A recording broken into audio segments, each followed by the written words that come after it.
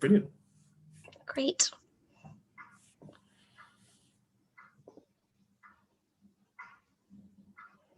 Hi, everyone. Welcome to this session.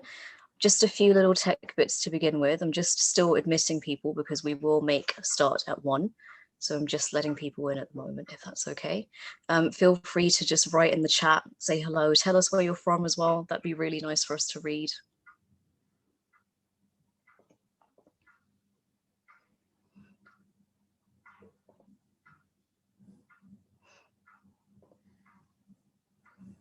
Oh, fantastic. I'm starting to see faces.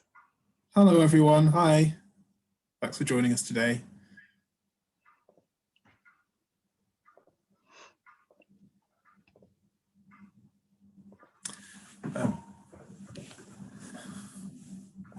Really looking forward to working with you all. So many people, this is great. A great workshop. We're still waiting on a few more people. I know we're expecting just, I think we're around 40 or 50. So I'll give it a couple more minutes.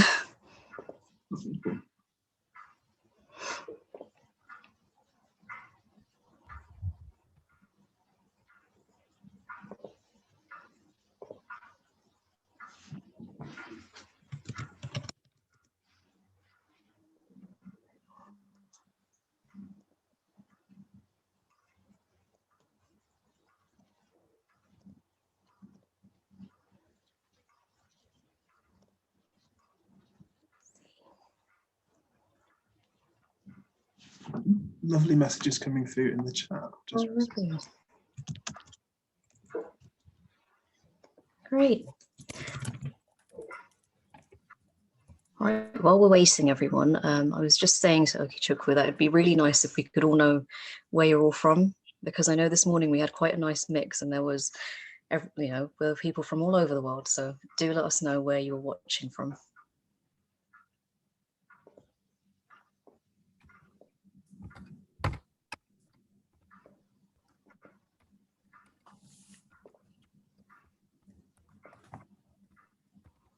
Oh, nice.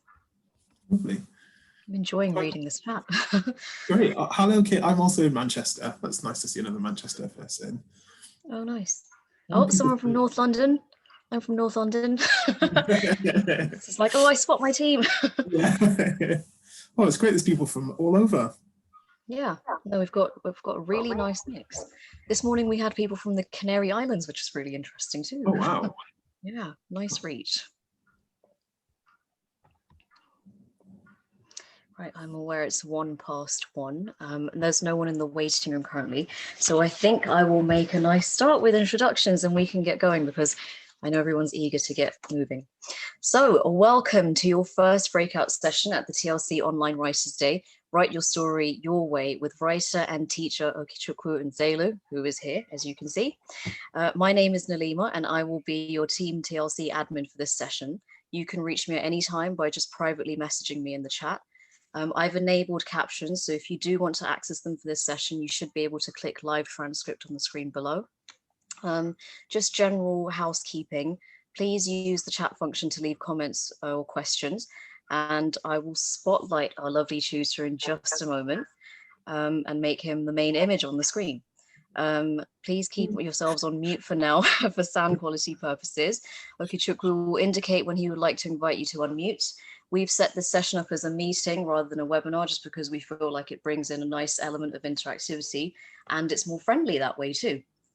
So we've got a lot to get through. I'm not going to waste any more time. I'm going to hand over to our lovely tutor, Okechukwu Nzelu. Thank you, Nalima. That's all right. I'm just going to spotlight you really quickly, if that's okay. Great. Hey, I can see my huge face on the screen. Thank you so much. Thank you so much, Nalima. And yeah, thank you very much to the TLC for inviting me to give this workshop. Hello, everybody. Welcome to Your Story, Your Way. I'm really excited to get started today. I've planned a series of exercises and practices which will hopefully just get your creative juices flowing and help you to come up with some ideas that you maybe will just be happy with as they are, or maybe you'll want to develop them more in your own free time. I hope that everybody finds something that they can use today. So I'm going to share my PowerPoint screen with you to get started.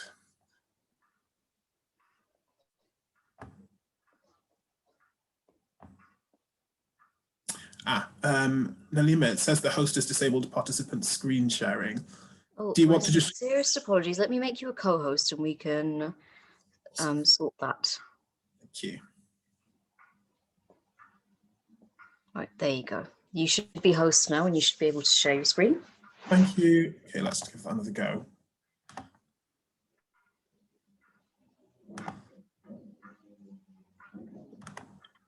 Great. Fantastic. So hopefully now everybody can see the PowerPoint, which says your story your way, Okechukwu Nzelu for TLC. If you can't, maybe just put something in the chat and we'll sort it out for you. Super. So welcome. Just a little bit about me. I'm as Nalima sort of mentioned, I'm a writer and teacher and lecturer. I teach a bit of secondary school. I lecture at Lancaster University. My debut novel, The Private George of Nana Maloney, came out in October 2019, which feels 1,000 years ago.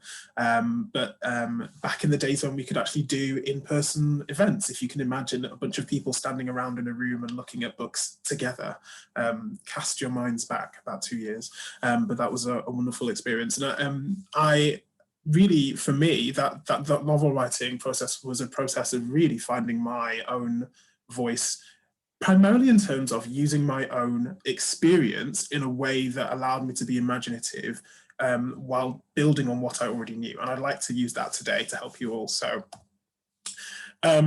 finding your voice by using what you know. Just a few sort of bullet point tips, I think, to get started. Good writing doesn't have to be autobiographical. There are there's that sort of write what you know is such a true thing. It's said so often, but good writing doesn't have to be autobiographical. But using what you know can make your writing more convincing and more powerful. I found that myself. I was writing about a teenage girl, but because I was writing about a teenage girl who lived with a single mother, that experience of living with a single mother was something that I knew, even though I've never identified as female, even though my ethnic heritage was different from my protagonist. Because I was building in a lot of what I did know, it allowed me that freedom to research and to empathize beyond my own experience while still being grounded in what I knew I could convincingly write. So we're going to focus today on writing what you know, using what you know rather than writing what you know. I want to use your experiences as a platform. This requires some self-awareness, honesty, courage, and imagination. And it is difficult during lockdown because our experiences and our worlds have quite shrunk. But I think that hopefully we'll all be able to draw on things that will allow us to develop and be creative. In terms of the structure of the workshop, what I'd like to do is give you exercises which you can try, and I'd love to give people the opportunity to share what they've written, but there is of course no obligation, and so don't feel pressured, but if when the time comes you do want to share, please do. Hopefully that's all making sense so far. So this is a warm-up I sometimes do just to get the juices flowing. I want you to make a list of 3 questions that you have asked in the last 24 hours. So it could be anything from the most mundane, do you want a cup of tea, to can you hear me on Zoom, to something perhaps much more profound and bizarre. And then 2 from the last week, and then 1 from the last month, reaching back a little bit further. And try to write down as many as you can in 3 minutes, but see if you can get those sort of 6 questions down. Is that making sense to everybody? Can't see the, I can see the chat thing now. Super, brilliant. I'm going to give you 3 minutes. Off you go. I'll set my little timer off.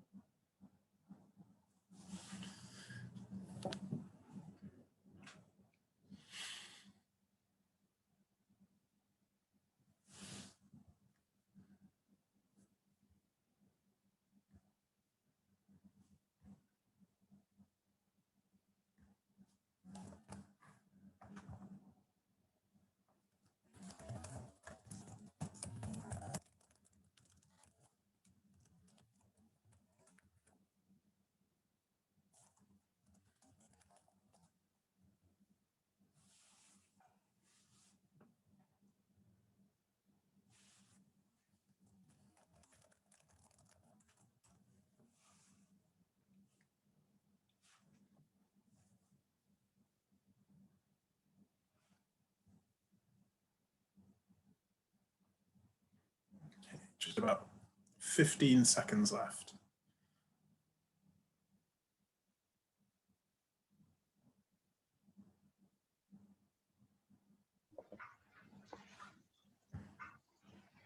Sorry, I'm just going to step in really quickly just to say welcome to anyone who's just joined.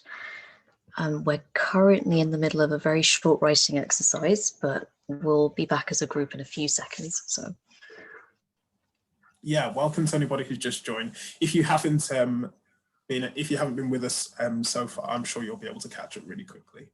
It's just a quick warm up. So hopefully everybody's got a few questions that they've can draw from their own life. Obviously, we're not having as many conversations right now as we maybe would like to, but it might sort of encourage you to maybe dig a little deeper and think a little bit more differently. Then I want you to write answers to those questions. I want you to make the answers the opposite of what you might expect. So if you, for example, were asking a question like, would you like a cup of tea? The answer to that might normally be something really quite mundane, like, yeah, sure, or 2 sugars. Think about how you might answer that in a more bizarre way, and think about what type of character might be saying the answer that you then come up with. Are you writing somebody who's quite curmudgeonly? Are you writing somebody who is bizarrely kind in a way that makes you question their motivation? Just the tiniest things from our own lives can spark off ideas in lots of different directions. So again, if I give you another 3 minutes, pick the best or most interesting questions that you've got there out of the crop and write answers to those that are the complete opposite of what you might normally expect. And think about the character who might be saying the answer. And I'll give you another 3 minutes.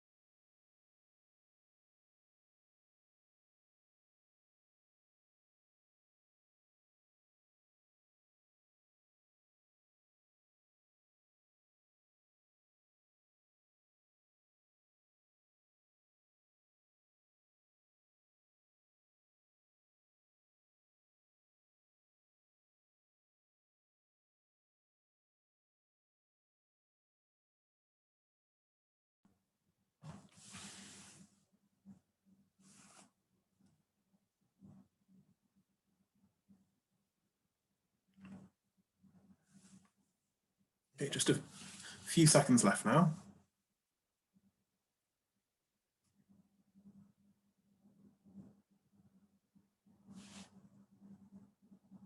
Okay.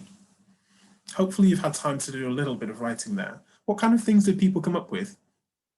Would anybody like to share what they've written?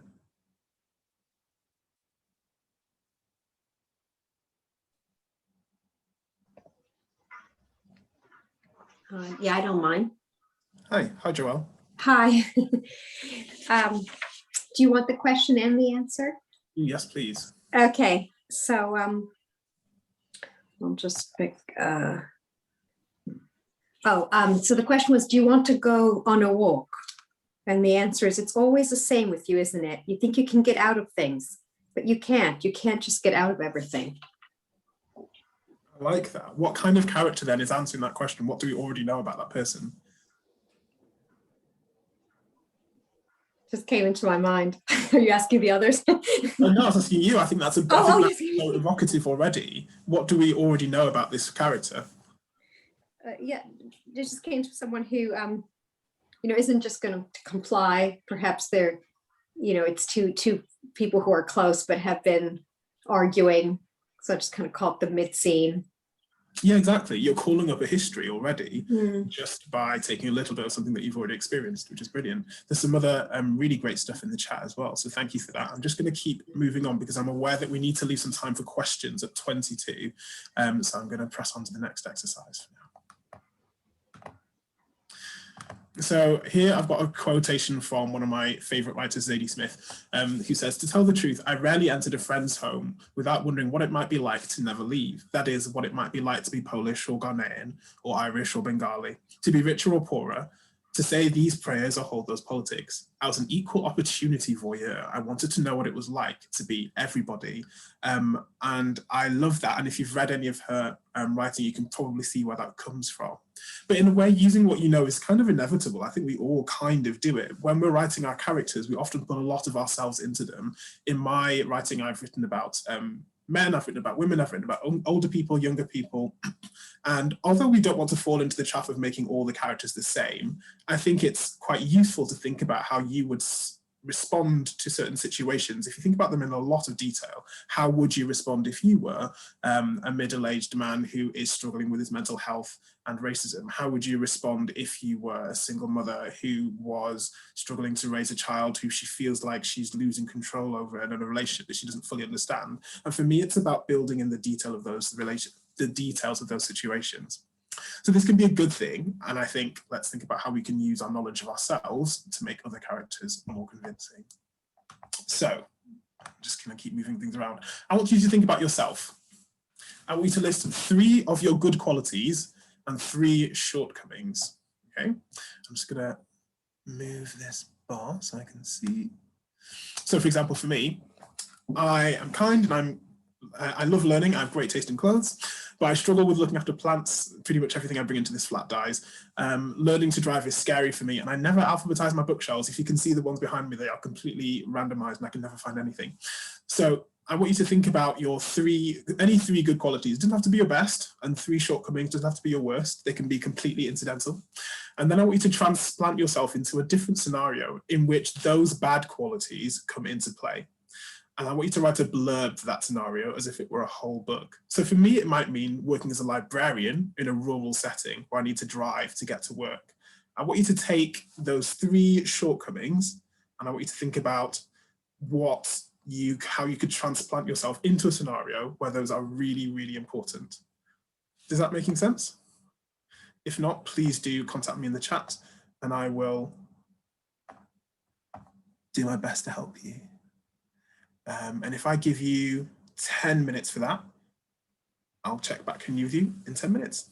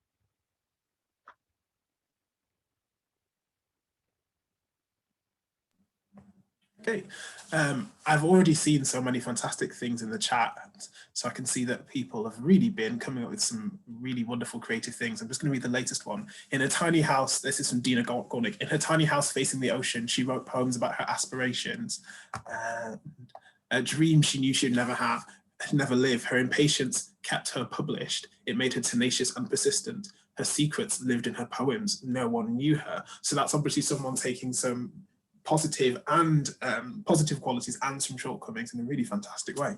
Brilliant stuff. Just to keep moving it, because I'm just aware of the time, let's have a go at the next exercise. So here again, it's kind of transplanting yourself into a different situation from maybe one that you live in every day. So in this one, I've got an advert which I want you to imagine you have answered, applied for, got the job, and you've spent the first sort of day on a typical day of this job. I want you to describe what a typical day on this job might be like for you. So the advert reads, tutor for precocious 10-year-old boy who has fallen slightly behind in maths and science during lockdown.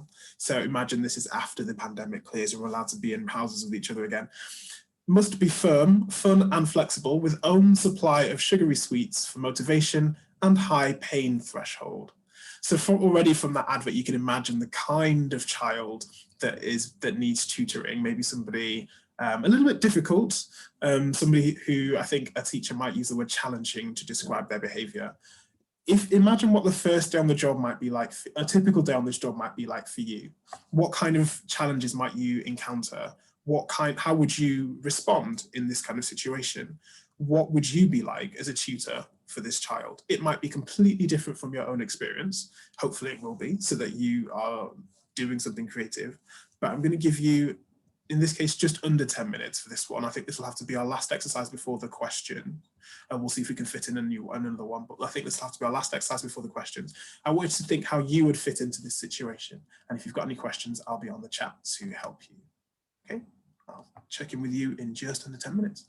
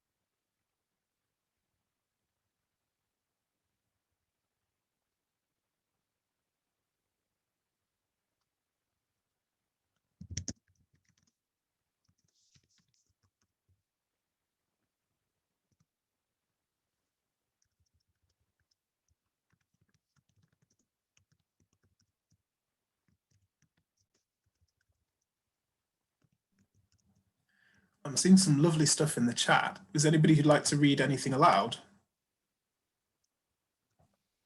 Well, I don't mind. Please do, yeah, hi. Hiya. Well, most thing I said was, I can't see where it's gone now, I put it in the chat.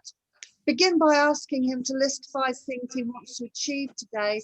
And that's specifically like boys in particular. I hope that isn't genderist, but boys and girls both like to make lists, but a boy would just love to count those 5. So he might know what he has to do.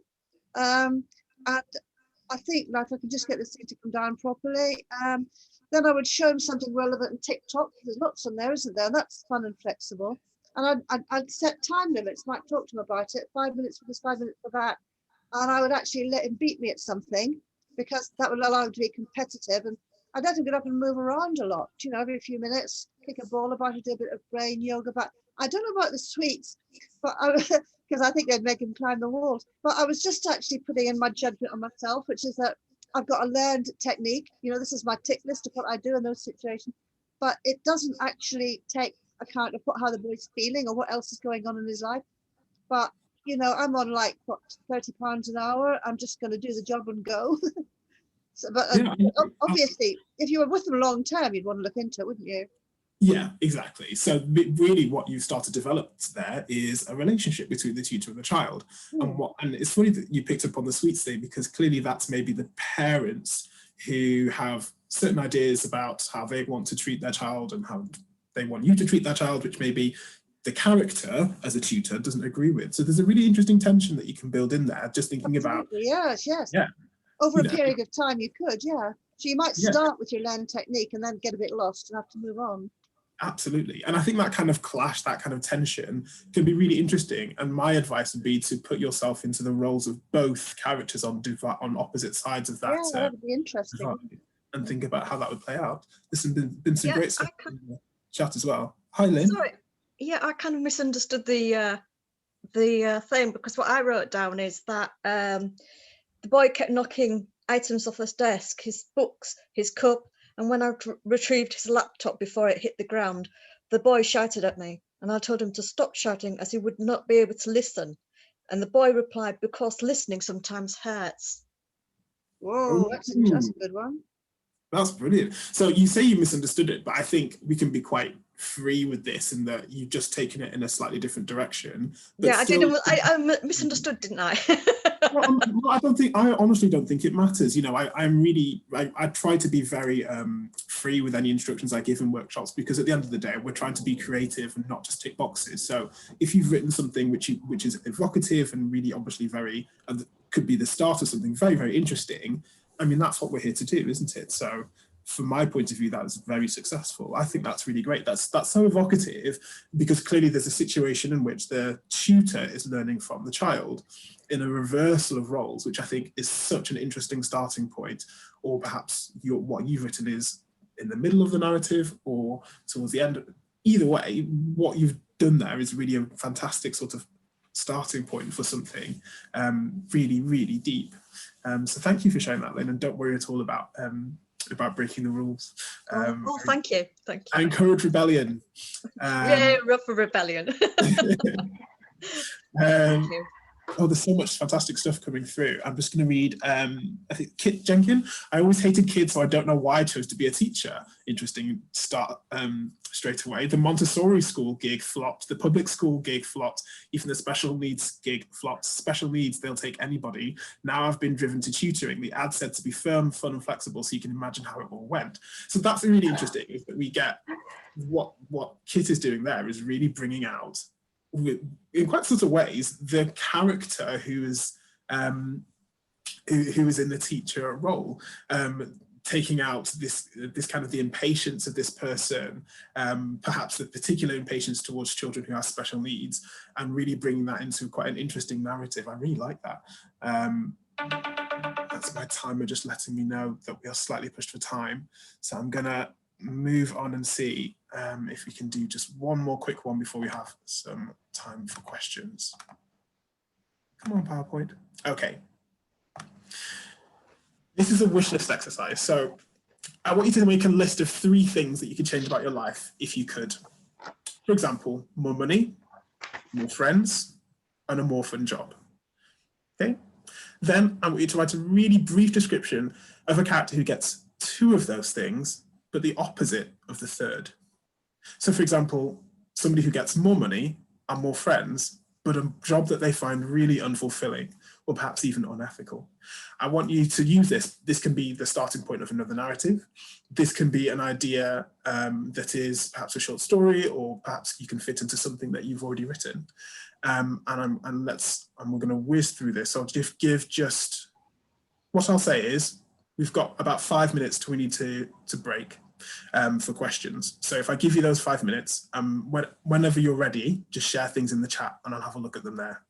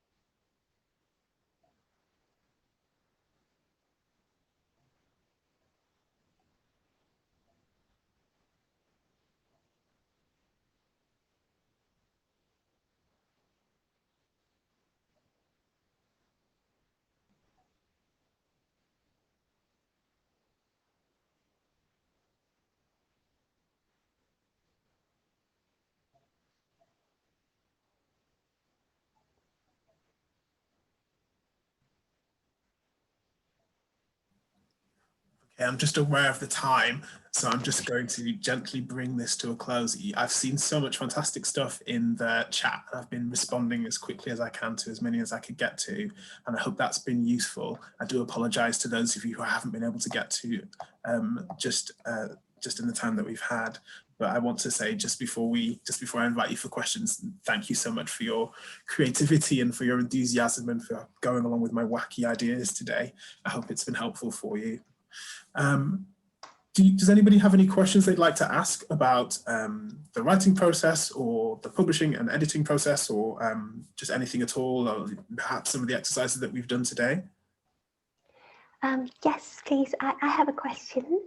Yeah.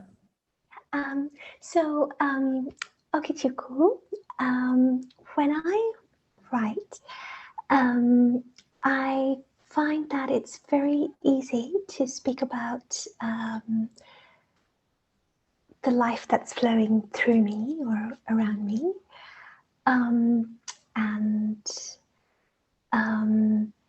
What I'm writing right now, I really don't know what it is. I call it an exercise in healing. I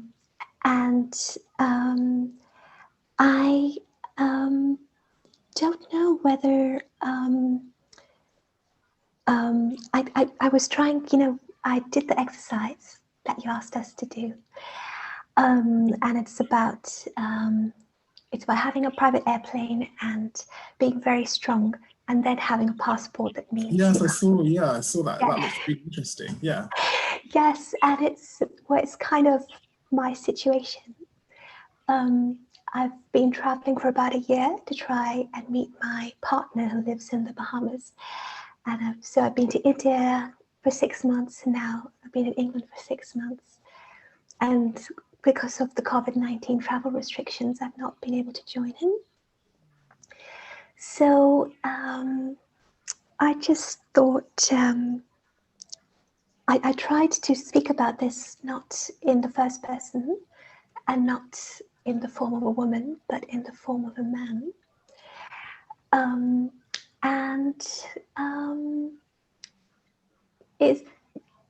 I'm just finding that I don't necessarily have a name, a specific name or a specific physical description for these people, but they seem to live because they have their energy that brings them. So yeah, I just wanted to share that and ask if that sounds like a way of developing characters that people can relate to. So the question is sort of thinking about how you can bring quite a particular specific experience to the page in a way that people can relate to, even if they haven't necessarily shared those experiences with the character. Is that? Yes. Yeah, yes. I think that's sorry.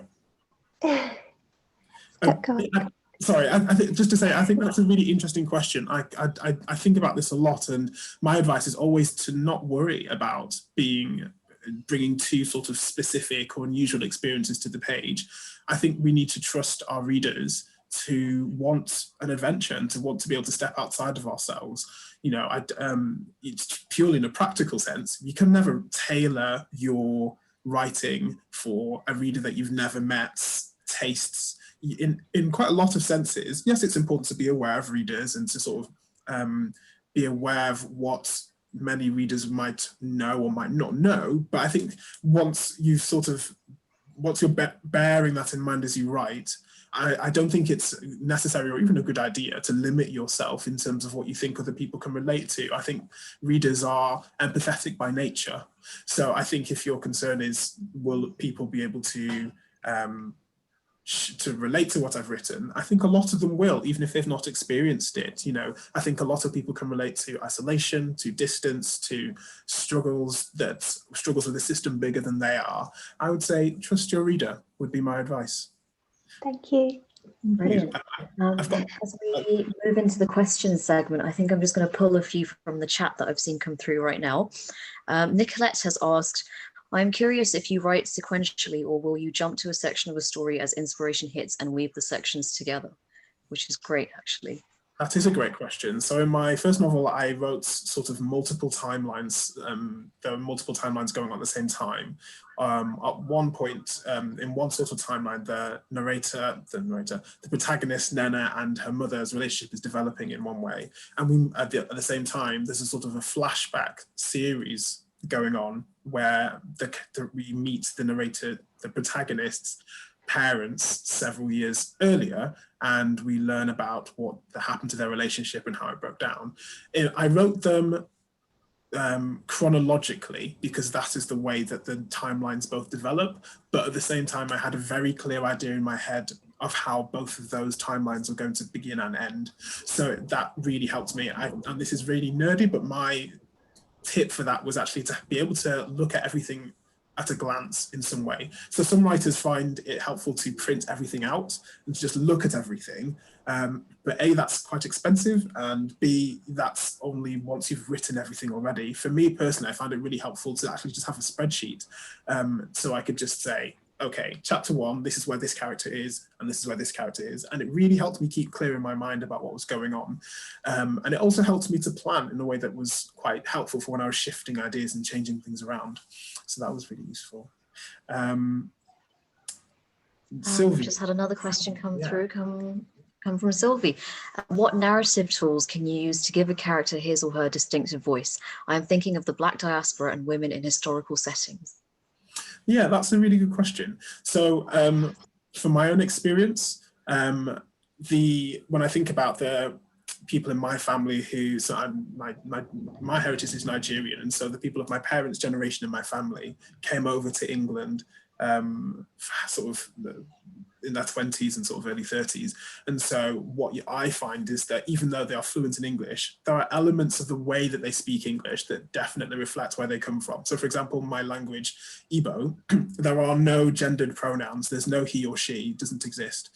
What you'll often find is that people who speak Igbo, when they're speaking English, they will confuse he and she because they're not used to speaking it in their native language. So little sort of tics like that, I think, are really, really helpful. I wouldn't necessarily suggest sort of bringing a notebook when you're talking to your grandma, but just listening out, I think, is a really good thing to be able to do. We all have our little tics. We all have sort of little things that betray our state of mind or where we come from or how our parents talk. So I think just really pay close attention to those sort of little tics of language would be my advice.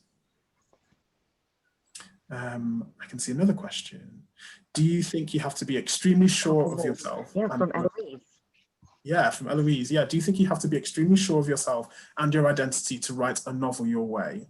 That's a good question. I think you have to be certain. I think you have to know yourself very well. I think it's more about self-knowledge than confidence. But you know, whether self-confidence or self-knowledge, these things are always developing. You know, you're never really complete as a person. You're always sort of growing and progressing, and we all have shortcomings. So I think that being able to just be aware of yourself, even if it just means being aware of certain elements of yourself one at a time, is a really important and useful thing.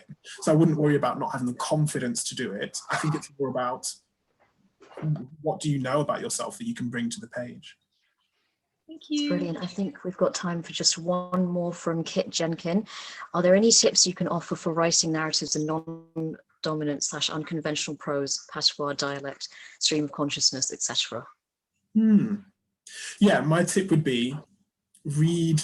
The biggest tip I think would be to read other writers who've done it really well. So there are writers who have written in patois, in dialect, in stream of consciousness, especially in the English. There's so much sort of wonderful stream of consciousness stuff that I think if you reading what other people have done and seeing it done well, I think is the biggest piece of advice you can give to any writer, because it allows you to think, it allows you to clarify, it allows you to see that it's been done well before, which I think is always quite a reassuring thing, and B, it allows you to clarify your ideas and allow you to bounce off somebody else. So if you're reading Catherine Mansfield and her sort of stream of consciousness ideas, you can think, okay, she's done it her way, she's done it really brilliantly, I'd like to try something different. We can all sort of add things, I think, to the conversation in that way. Brilliant. I think that I'm so sorry if we don't have time for any more questions. It's just that we must bring this to a close. Thank you so much, Okechukwu and Nzelu, for our lovely, lovely session. This has been really insightful, and I think it injected a lot of fun into the day as well with the writing exercises. So we're very grateful for having you. And of course, thank you to everyone who joined us. Your participation was absolutely lovely, and the engagement was brilliant on this group. So thank you for being so delightful. Thank you so I much. must now tell participants to head over back to the portal, but thank you so much, Oki. This was brilliant. Thank you very much, Nalima, and thank you very much, everybody, for joining us today. I really enjoyed this, so I hope you've got a lot of it as well. Thank you. very much. Fantastic. I'm sure a lot of people found it helpful. If everyone could make their way back to the main portal, and we can begin signing you into your next session, which is great. So we'll see you all in a bit. Thank you so much. Thank you. Bye. Bye. Bye.